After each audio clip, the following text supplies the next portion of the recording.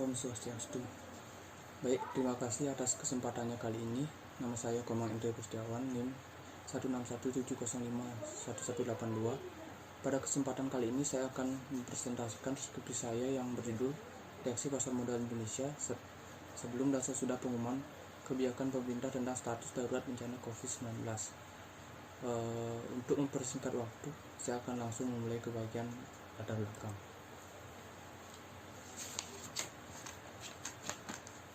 Tahun 2020 merupakan tahun bersejarah karena kita mengenal adanya COVID-19.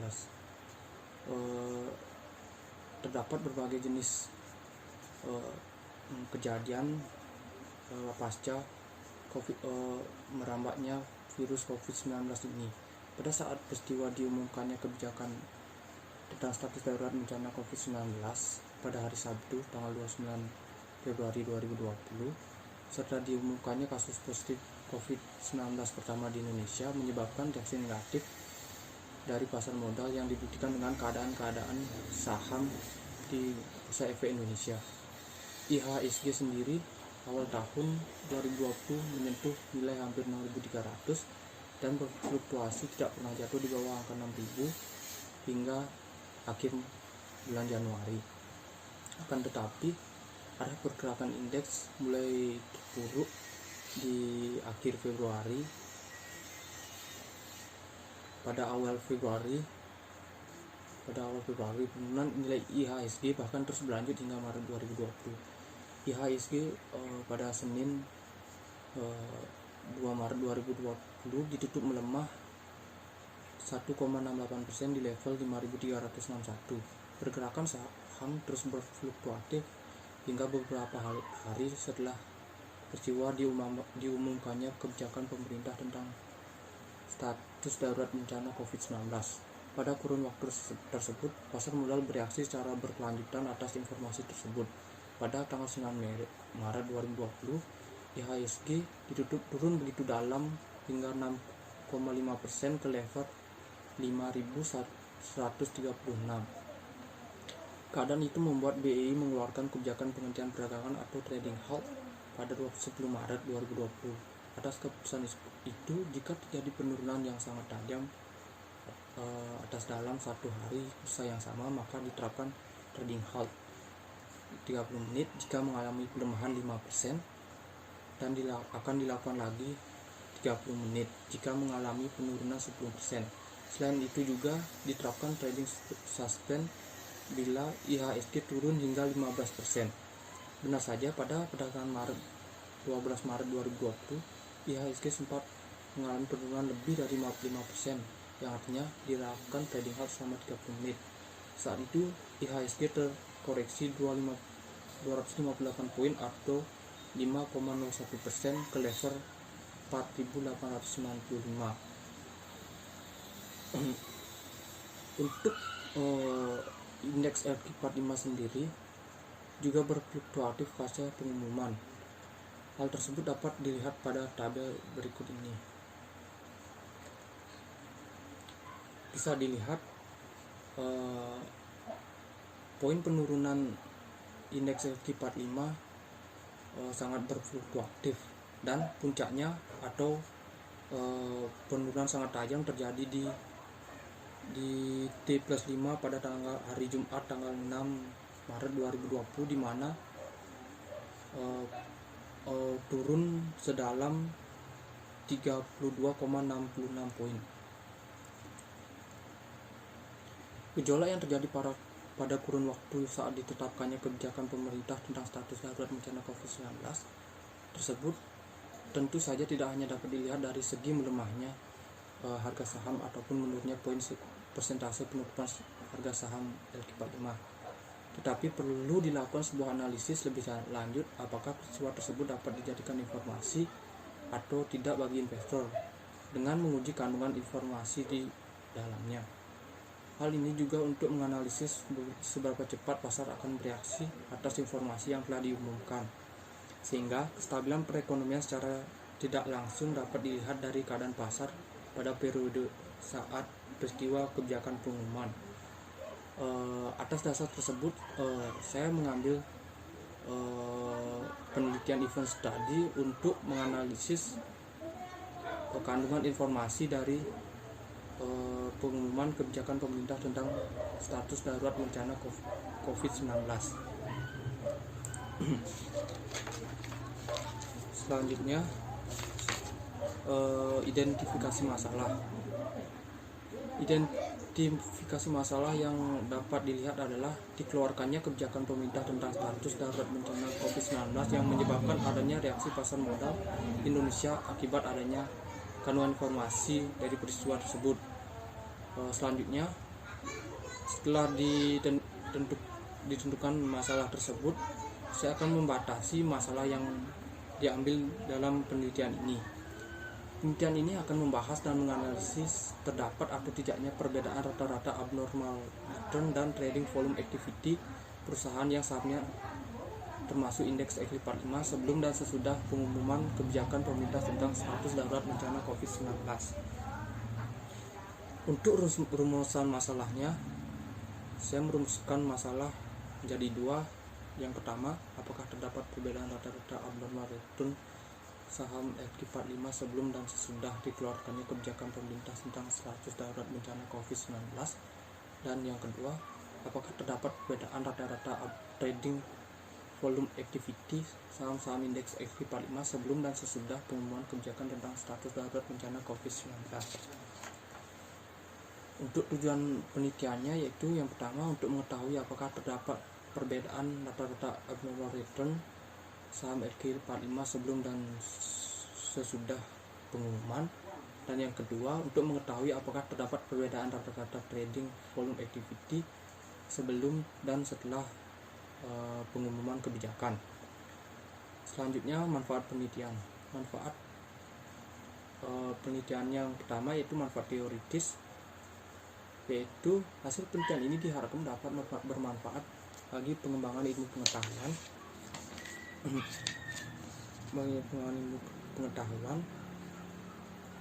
di bidang akuntansi, khususnya sebagai referensi yang dapat memberikan informasi baik teoritis maupun empiris bagi pihak-pihak yang akan melakukan penelitian sejenis di masa depan.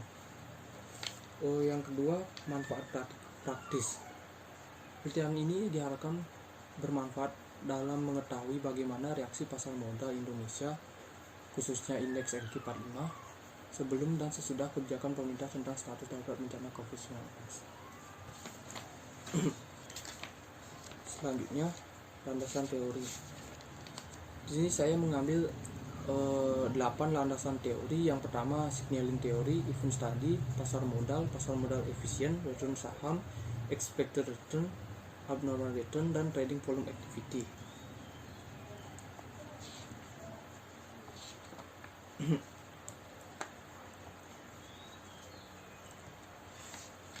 Untuk yang pertama yaitu signaling teori. Signaling teori dicetuskan oleh Spence dalam penelitiannya dengan judul Job Market Signaling pada tahun 1973.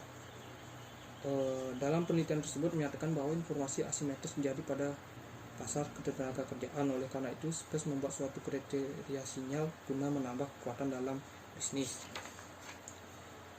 Signaling teori mengasumsikan para manajer perusahaan memiliki informasi yang lebih akurat mengenai perusahaan yang tidak diketahui oleh investor dan pihak luar lainnya, sehingga mengakibatkan suatu asimetri informasi antara pihak-pihak yang berkepentingan. Asimetri informasi merupakan suatu kondisi di mana informasi privat hanya memiliki investor yang hanya mendapat informasi saja. Munculnya asimetri informasi menyulitkan investor dalam menilai kualitas perusahaan secara objektif. Informasi yang dipublikasikan oleh pihak perusahaan dapat memberikan sinyal bagi investor dalam pengambilan keputusan investasi. Jadi, kesimpulannya, signaling teori itu merupakan suatu teori di mana yang mengasumsikan setiap tindakan akan mengandung sinyal bagi para investor, sehingga investor dapat menentukan apakah sinyal itu sebagai good news atau bad news. Ketika investor menganalisis sinyal tersebut sebagai good news, maka investor dapat memperoleh return yang diharapkan. Sedangkan ketika menilai informasi tersebut sebagai bad news, maka investor dapat mengambil tindakan agar tidak mengalami kerugian yang maksimal. Selanjutnya teori yang kedua yaitu event study. Event study merupakan suatu pengamatan untuk mempelajari reaksi pasar modal terhadap suatu peristiwa dalam periode tertentu yang digunakan untuk mengukur kandungan yang informasinya dipublikasikan sebagai sebuah pengumuman. Event study dapat digunakan untuk mengukur kandungan informasi dari suatu pengumuman dan juga dapat digunakan untuk menguji efisiensi pasar dalam bentuk setengah kuat.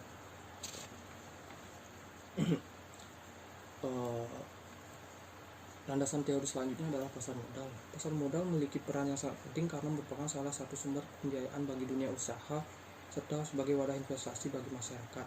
Pasar modal merupakan pasar yang mempertemukan pihak yang memiliki kelebihan dana atau memberi pinjaman dengan pihak yang membutuhkan dana atau peminjam. Pada dasarnya, pasar modal merupakan pasar untuk berbagai instrumen keuangan jangka panjang yang bisa diperjualbelikan, baik dalam bentuk modal sendiri maupun hutang. Saham biasa merupakan salah satu instrumen yang paling banyak diperdagangkan dalam pasar modal. Selanjutnya, pasar modal efisien. Pasar modal yang baik adalah pasar modal yang efisien. Secara umum, efisiensi pasar didefinisikan sebagai hubungan antara harga-harga sekuritas dan informasi. Suatu pasar yang efisien adalah pasar yang harga-harga sekuritasnya mencerminkan semua informasi yang tersedia dan dimiliki secara cepat dan akurat.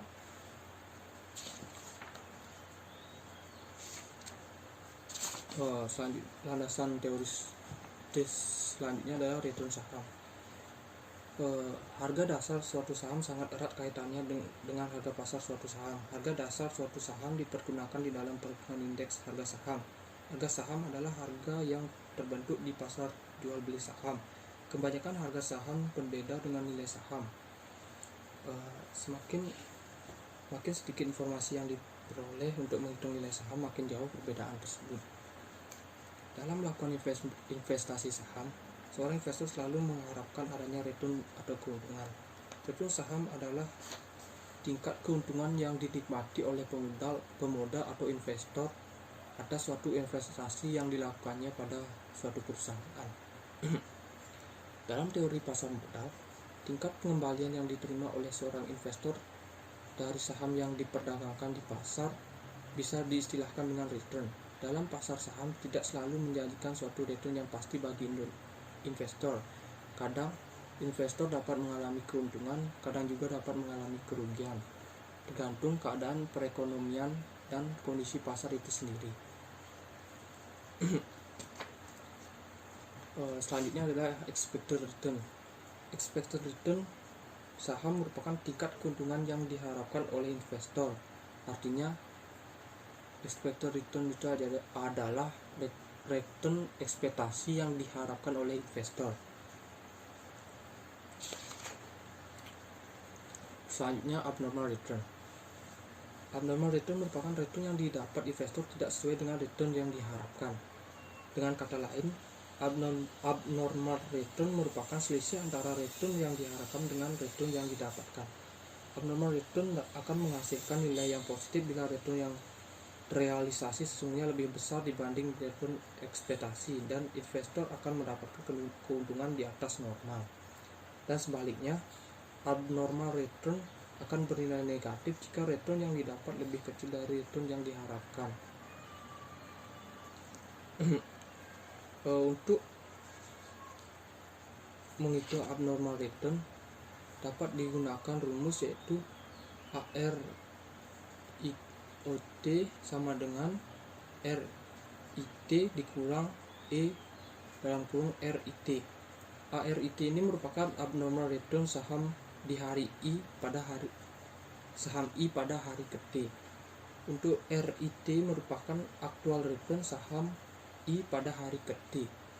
Untuk ERIT merupakan expected return untuk saham I pada hari ke T. Abnormal return dapat terjadi karena adanya peristiwa tertentu, misalnya hari libur nasional, suasana politik yang tidak menentu, kejadian-kejadian luar biasa, stock split, penawaran perdana saham, dan lain-lain. Dan teori yang terakhir adalah trading volume activity. Trading volume activity merupakan perbandingan antara jumlah saham yang beredar pada jumlah saham diperdagangkan pada waktu tertentu dengan jumlah saham perusahaan yang beredar pada periode tertentu. Ditinjau dari fungsinya, maka dapat dikatakan bahwa trading volume activity merupakan variasi dari fungsi tadi. Perbedaan keduanya terletak pada parameter yang digunakan untuk mengukur reaksi pasar terhadap suatu event. Untuk menghitung trading volume activity ini dapat menggunakan rumus, yaitu trading volume activity saham I pada hari ke T sama dengan saham I yang ditransaksikan pada waktu ke T dibagi saham I yang beredar pada periode T. Selanjutnya adalah penelitian terdahulu. Saya menggunakan berbagai penelitian terdahulu dalam penelitian ini, dan saya merangkum 10 penelitian yang paling relevan untuk penelitian ini. Yang pertama adalah penelitian Lia Nur Islami dan Endi Sarwoku tahun 2012 yang berjudul Reaksi Pasar Modal Indonesia terhadap Pergantian Menteri Keuangan, event study saham yang terdapat di BI. Yang kedua, Laksmi Swastika Wardani 2013 dengan judul Reaksi Pasar Modal Indonesia terhadap Peristiwa Pemilihan Gubernur DKI Jakarta putaran kedua 2012. Yang ketiga, Ervina Ratna Ringsih dan Dwi Cahyanindya 2014 yang berjudul Reaksi Pasar Modal Indonesia terhadap Pengumuman Kenaikan Harga BBM 22 Juni 2013. Untuk yang selanjutnya dapat dilihat di slide, yaitu dapat 10 penelitian terdahulu. Perbedaan hasil penelitian terdahulu itu tergantung dari kompleksitas dari informasi atau kejadian yang terjadi pada masa penelitian. Semakin kompleks peristiwa yang terjadi, maka semakin besar pengaruhnya terhadap pasar, atau bisa dikatakan peristiwa tersebut dapat mempengaruhi pasar dan mengandung suatu informasi. Selanjutnya adalah kerangka berpikir. Jadi di sini di saat pengumuman kebijakan tentang status darurat bencana COVID-19 menyebabkan saham indeks FT45 bereaksi sehingga menyebabkan abnormal return sebelum dan sesudah peristiwa mengalami perbedaan. Begitu pula dengan trading volume activity sebelum dan sesudah peristiwa. Untuk menganalisis dan menghitung terdapat atau tidaknya perbedaan tersebut, maka digunakan uji period sample t-test apabila data sudah berdistribusi normal, dan uji alternatif yaitu uji Wilson-Connexity rank test apabila data-data yang digunakan belum berdistribusi normal. Sehingga setelah melakukan uji tersebut dapat diketahui ada atau tidaknya perbedaan abnormal return dan trading volume activity sebelum dan sesudah pengumuman. Selanjutnya adalah hipotesis penelitian. Di sini saya membuat dua hipotesis, yaitu A1, terdapat perbedaan rata-rata abnormal return saham-saham LQ45 sebelum dan sesudah pengumuman kebijakan pemerintah tentang status darurat bencana COVID-19. Dan H2, terdapat perbedaan rata-rata trading volume activity saham-saham indeks LQ45 sebelum dan sesudah pengumuman kebijakan pemerintah tentang status darurat bencana COVID-19. Selanjutnya adalah metode penelitian. Yang pertama, rancangan penelitian.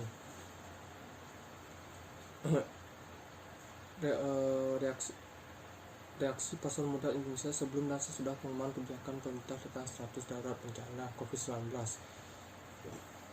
Maka saya menentukan rumusan masalah seperti yang dijelaskan tadi. Selanjutnya menentukan tujuan dan manfaat penelitian. Setelah itu menentukan hipotesis dari penelitian, lalu menentukan jenis dan metode pengumpulan data, dan menentukan konsep dan mengukur variabel yang akan digunakan. Setelah itu dilanjutkan dengan analisis data menggunakan analisis statistik deskriptif, lalu uji normalitas dengan uji one sample Kolmogorov-Smirnov test, dan yang terakhir uji hipotesis, yaitu pertama uji period sample t-test untuk data yang sudah berdistribusi normal, dan uji Wilcoxon-Sigg-Rank test untuk data yang belum terdistribusi normal. Setelah itu maka diperoleh hasil penelitian dan pembahasan. Setelah dilakukan pembahasan maka dapat ditarik kesimpulan. Selanjutnya adalah jenis penelitian. Jenis penelitian ini adalah penelitian studi peristiwa atau event study. Studi peristiwa merupakan studi yang mempelajari reaksi pasar terhadap suatu peristiwa yang informasinya dipublikasikan sebagai suatu pengumuman. Studi peristiwa bertujuan untuk mengetahui reaksi pasar atas terjadinya peristiwa tertentu, baik peristiwa ekonomi, non-ekonomi, politik, sosial, dan budaya. Selanjutnya, jenis dan sumber data. Penelitian ini merupakan penelitian komparatif yang melihat perbandingan rata-rata abnormal return dan rata-rata trading volume activity saham sebelum dan sesudah peristiwa pengumuman kebijakan pemerintah tentang status darurat bencana COVID-19. Dengan jenis data yang digunakan adalah data sekunder.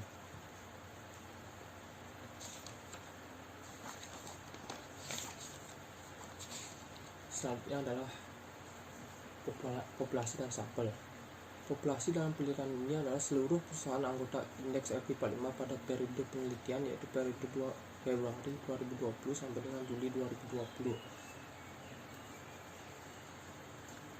Untuk sampelnya digunakan kriteria pengambilan sampel sebagai berikut. Yang pertama, perusahaan yang dijadikan sampel merupakan perusahaan yang termasuk kategori indeks FP45 dalam periode pengumuman kebijakan pemerintah tentang status darurat bencana COVID-19, yaitu tanggal 24 Februari 2020 sampai 6 Maret 2020. Hal ini untuk menjaga konsistensi hasil penelitian atas peristiwa pengumuman kebijakan tersebut. Yang kedua, perusahaan tersebut menyajikan data yang terkait dengan variabel yang digunakan dalam penelitian, yaitu harga saham penutup harian, volume perdagangan saham harian, indeks FP45, dan jumlah saham beredar. Dan kriteria yang terakhir adalah saat periode peristiwa perusahaan tersebut tidak melakukan perumahan dividen, stock split, merger ataupun reg issue, serta tidak mengalami delisting dari Bursa Efek Indonesia selama periode penelitian. Selanjutnya adalah metode pengumpulan data. Metode pengumpulan data yang digunakan yaitu ada dua, yaitu studi dokumentasi dan penelitian kepustakaan. Studi dokumentasi merupakan teknik pengumpulan data yang mempelajari dokumen untuk memperoleh data atau informasi yang digunakan dalam penelitian. Sedangkan penelitian kepustakaan yaitu mengumpulkan bahan atau data yang berhubungan dengan objek yang akan diteliti. Metode ini bisa dilakukan dengan cara mengumpulkan, mengkaji, mempelajari, serta menelaah berbagai macam literatur seperti buku, jurnal, koran, internet, dan berbagai sumber tertulis lainnya. Selanjutnya adalah definisi operasional dan pengukuran variabel. Yang pertama, pengumuman kebijakan pemerintah tentang status darurat bencana COVID-19, yaitu saya menentukan event period T-5 sampai dengan T+5. Untuk yang kedua, abnormal return. Abnormal return merupakan kelebihan dari return sesungguhnya yang diterima investor terhadap return normal. Return normal merupakan return ekspektasi, yaitu return yang diharapkan oleh investor. Dengan demikian, abnormal return adalah selisih antara return sesungguhnya dengan return yang diharapkan oleh investor atau return ekspektasi. Yang ketiga, trading volume activity. Trading volume activity atau volume perdagangan saham merupakan aktivitas perdagangan saham dan mencerminkan seberapa aktif dan liquid suatu saham diperdagangkan pasar modal. Selanjutnya adalah tahapan pengukuran abnormal return. Yang pertama, menghitung return sesungguhnya dengan rumus sebagai berikut. Yang kedua, menghitung expected return harian saham menggunakan market adjusted model, di mana expected return diestimasi sama dengan indeks pasarnya, yaitu dengan rumus yang sudah terlihat di slide. Selanjutnya, menghitung abnormal return, yaitu selisih antara actual return dengan expected return. Selanjutnya, menghitung rata-rata abnormal return tiap saham pada periode sebelum dan sesudah terjadinya peristiwa. Dan yang terakhir, menghitung rata-rata abnormal return untuk seluruh saham per hari selama periode peristiwa. Selanjutnya adalah pengukuran trading volume activity. Yang pertama, menghitung TVA tiap perusahaan selama periode penelitian. Selanjutnya, menghitung rata-rata TVA masing-masing perusahaan sampel pada periode sebelum dan sesudah penelitian. Dan yang terakhir, menghitung rata-rata trading volume activity perusahaan sampel per hari dalam periode penelitian. Dan yang terakhir, metode analisis data. Yang pertama adalah analisis statistik deskriptif. Analisis statistik deskriptif merupakan proses transformasi data hasil penelitian dalam bentuk tabulasi sehingga mudah dipahami dan interpretasikan. Selanjutnya adalah uji normalitas. Tujuan dari uji normalitas adalah untuk menguji apakah data memiliki distribusi normal atau mendekati normal. Dasar penarikan kesimpulan untuk uji normalitas adalah jika uji normalitas lebih besar dari 0,05, maka data sudah berdistribusi normal.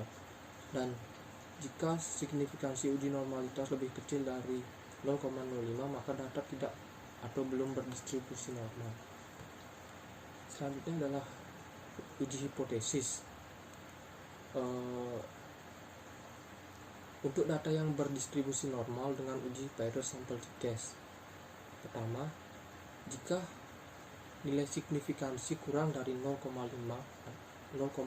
atau 5%, berarti data dalam penelitian memiliki perbedaan yang signifikan.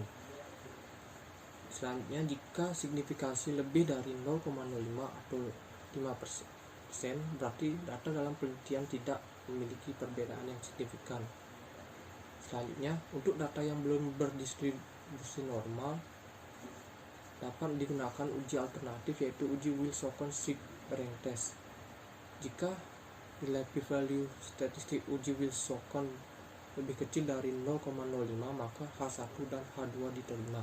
Sedangkan apabila nilai p-value statistik uji Wilson lebih besar dari 0,05, maka H1 dan H2 ditolak. Selanjutnya adalah analisis data dan pembahasan. Yang pertama adalah analisis statistik deskriptif.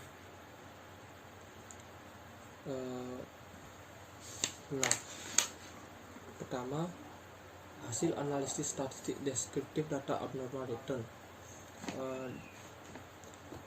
Abnormal return diperoleh dari selisih antara actual return, keuntungan yang diterima, dengan expected return, keuntungan yang diharapkan. Jadi berdasarkan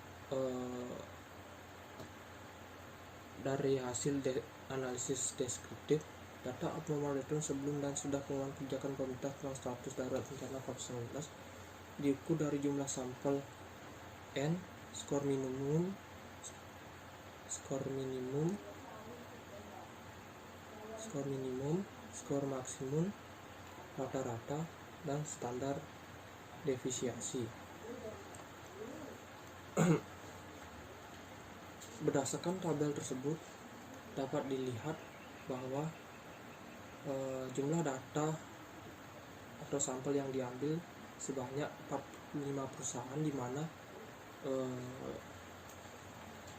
mana nilai minimum dari abnormal return sebelum peristiwa yaitu 0,03377, untuk abnormal return sesudah sebesar min 0,02500. Untuk nilai maksimumnya abnormal return sebelum peristiwa yaitu 0,03023 dan rata-ratanya min 0,0033002 dengan standar deviasi 0,01093,233. Selanjutnya untuk nilai maksimum abnormal return sesudah peristiwa yaitu 0,03738 dengan rata-rata 0,0004220 dengan standar deviasi 0,011779. Nilai rata-rata yang bernilai negatif menunjukkan terdapat abnormal return negatif, yang berarti bahwa rata-rata saham periode perusahaan LQ45 menghasilkan actual return lebih kecil dari expected return. Nilai rata-rata yang lebih kecil dari standar deviasi menunjukkan bahwa data abnormal return sebelum pengumuman kebijakan pemerintah tentang status darurat COVID-19 adalah tidak bervariasi. Selanjutnya adalah hasil analisis statistik deskriptif data trading volume activity. Perhitungan trading volume activity dilakukan dengan membandingkan jumlah lembar saham yang diperdagangkan dengan jumlah saham yang beredar dalam periode penelitian. Dapat dilihat di tabel hasil analisis statistik deskriptif data trading volume activity, di mana N merupakan jumlah sampel dari masing-masing data yaitu 45 sampel. Untuk nilai minimum trading volume activity sebelum peristiwa yaitu 0,00044 dengan nilai maksimum 0,00639, yang rata-ratanya 0,00161338 dengan standar deviasi 0,001292228. Untuk trading volume activity sesudah peristiwa nilai minimumnya yaitu 0,00036 dengan nilai maksimum 0,00706, rata-rata 0,00165627 dengan standar deviasi 0,0013022. Selanjutnya adalah uji normalitas. Uji normalitas merupakan pengujian yang digunakan untuk mengetahui sebagai sebaran distribusi data telah berdistribusi normal atau tidak. Uji normalitas dilakukan pada data variabel abnormal return dan trading volume activity sebelum dan sesudah pengumuman kebijakan pemerintah tentang status darurat bencana COVID-19. Uji normalitas dalam penelitian ini dilakukan dengan uji one sample Kolmogorov-Smirnov test, di mana hasil penelitian dapat dilihat pada tabel berikut pada slide. Berdasarkan tabel tersebut diperoleh hasil bahwa data abnormal return dan trading volume activity sebelum dan sesudah pengumuman kebijakan pemerintah tentang status darurat bencana COVID-19 memiliki nilai signifikansi, yaitu abnormal return sebelum dan sesudah adalah 0,200, sedangkan trading volume activity sebelum dan sesudah memiliki signifikansi 0,000.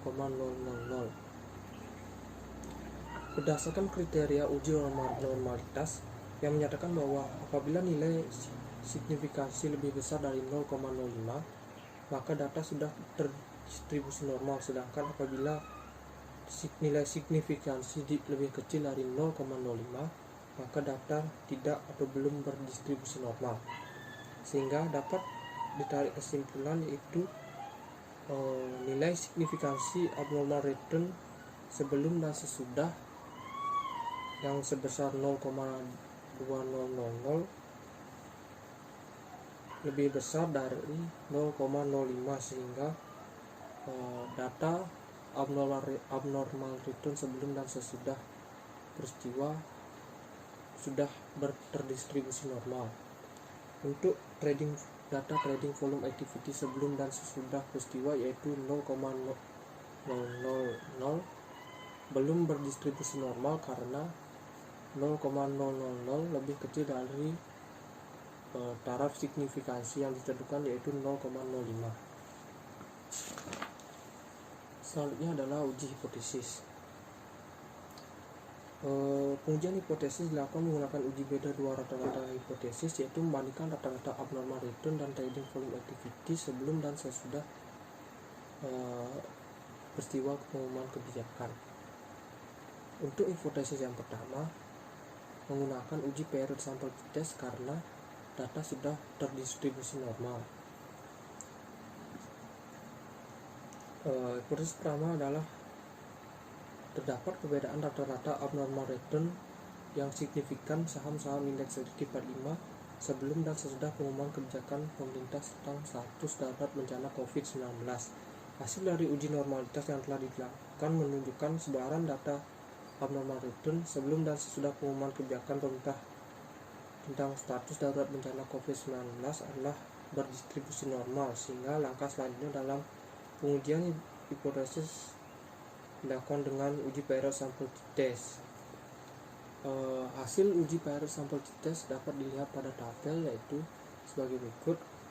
Berdasarkan tabel tersebut, nilai signifikansi sebesar 0,205 lebih besar dari 0,05, sehingga dapat disimpulkan bahwa hipotesis pertama ditolak.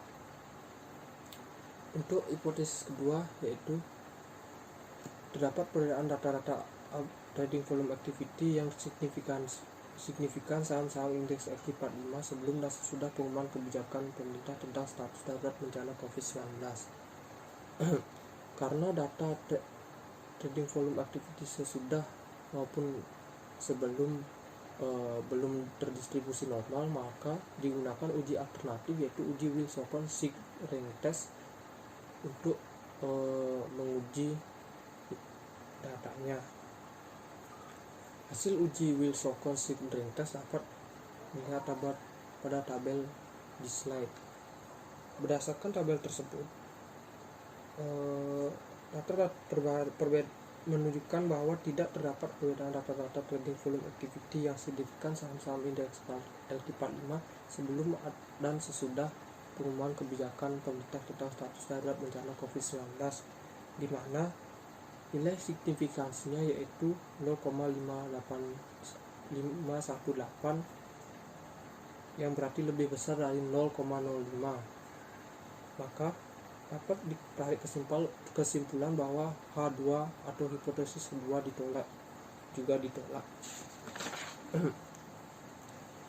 Selanjutnya pembahasan hasil penelitian. Yang pertama, hubungan pengumuman kebijakan pemerintah tentang status darurat bencana COVID-19 dengan abnormal return saham-saham indeks S&P 45. Hipotesis pertama dalam penelitian ini adalah dapat perbedaan rata-rata abnormal return yang signifikan sebelum dan sesudah pengumuman kebijakan pemerintah tentang status darurat bencana COVID-19. Berdasarkan uji period sample test diperoleh nilai signifikansi 0,205 yang berarti lebih besar dari 0,05. Karena nilai signifikansi lebih besar dari 0,05, maka hipotesis pertama ditolak, sehingga dapat diartikan bahwa tidak terdapat perbedaan rata-rata abnormal return yang signifikan sebelum dan sesudah pengumuman kebijakan pemerintah tentang status darurat bencana COVID-19.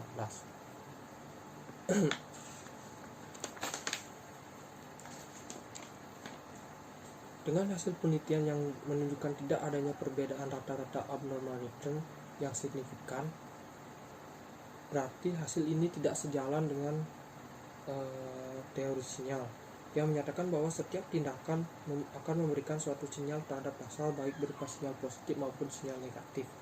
Sehingga apabila suatu peristiwa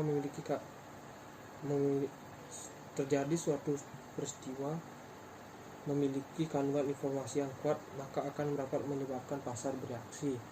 Dan dalam penelitian ini, peristiwa pengumuman kebijakan pemerintah tentang status darurat bencana COVID-19 tidak memiliki kandungan informasi sehingga tidak menyebabkan pasar bereaksi.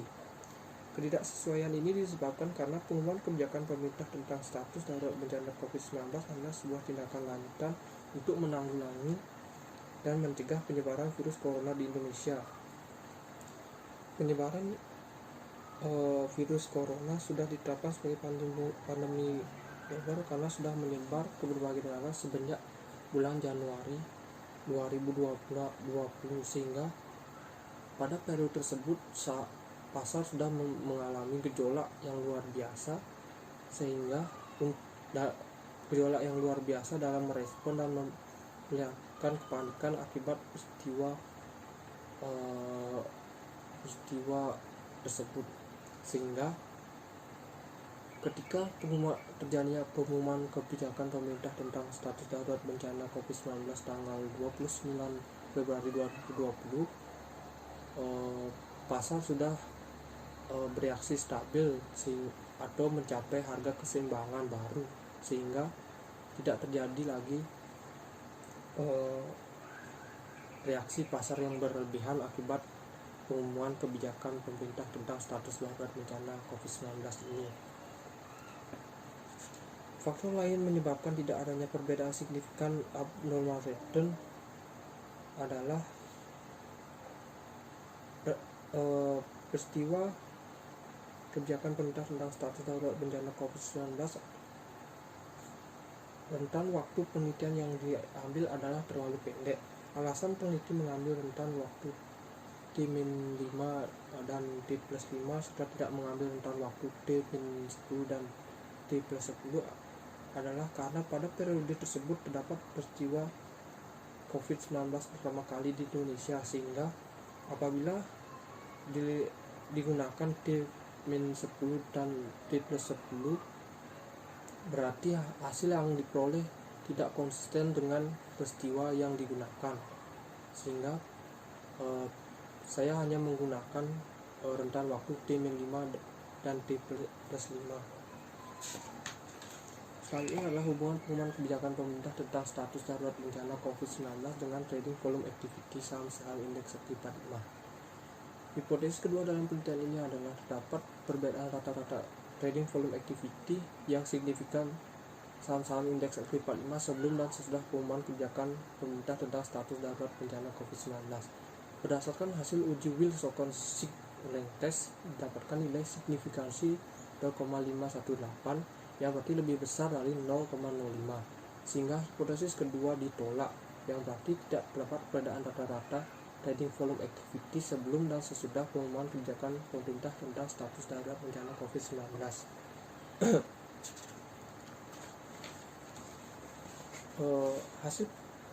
Hasil hipotesis ini juga tidak sesuai dengan teori sinyal karena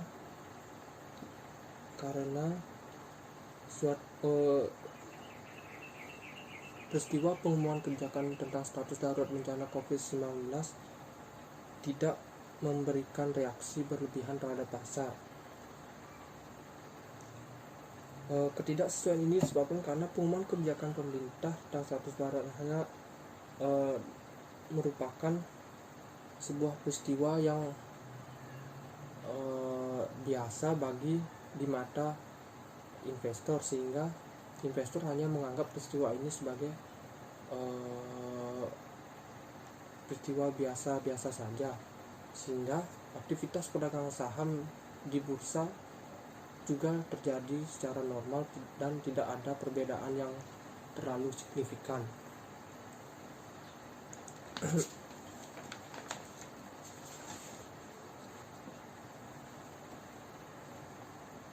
Dengan hasil yang menunjukkan bahwa peristiwa tidak memberikan informasi yang berarti bagi pasar, maka investor tidak perlu takut untuk tetap menanamkan modalnya pada perusahaan. Keadaan seperti ini sudah sangat baik bagi perekonomian negara daripada peristiwa-peristiwa ini mengandung sinyal negatif yang dapat mempengaruhi bursa saham sehingga menyebabkan reaksi berlebihan terhadap saham-saham di LQ45 yang menyebabkan harga saham-saham perusahaan di dalamnya jatuh begitu dalam, sehingga sinyal seperti ini sudah sangat baik untuk investor dalam melakukan investasi. Selanjutnya adalah implikasi penelitian. Hasil penelitian ini diharapkan dapat berguna bagi masyarakat luas, terutama bagi pelaku pasar modal dan pemerintah. Berdasarkan hasil pengujian hipotesis pertama dan kedua dalam penelitian ini menunjukkan bahwa tidak terdapat perbedaan abnormal return dan trading volume activity yang signifikan saham-saham LQ45 sebelum dan sesudah peristiwa pengumuman kebijakan pemerintah tentang status darurat bencana COVID-19. Hal ini berarti bahwa peristiwa tersebut tidak memiliki kandungan informasi yang berarti bagi pasar, sehingga pasar tidak merespon peristiwa tersebut, atau dengan kata lain peristiwa tersebut dianggap sebagai peristiwa biasa-biasa saja. Selanjutnya, kesimpulan penelitian.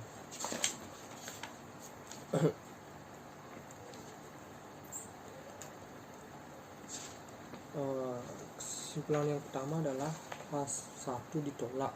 Hasil pengujian hipotesis H1 menunjukkan bahwa tidak terdapat perbedaan rata-rata abnormal return yang signifikan pada saham indeks LQ45 antara periode sebelum dan sesudah pengumuman kebijakan pemerintah tentang status darurat bencana COVID-19 yang ditunjukkan dengan nilai signifikansi uji period sample test yang lebih besar dari 0,05 yaitu 0,205. Kesimpulan kedua adalah H2 juga ditolak karena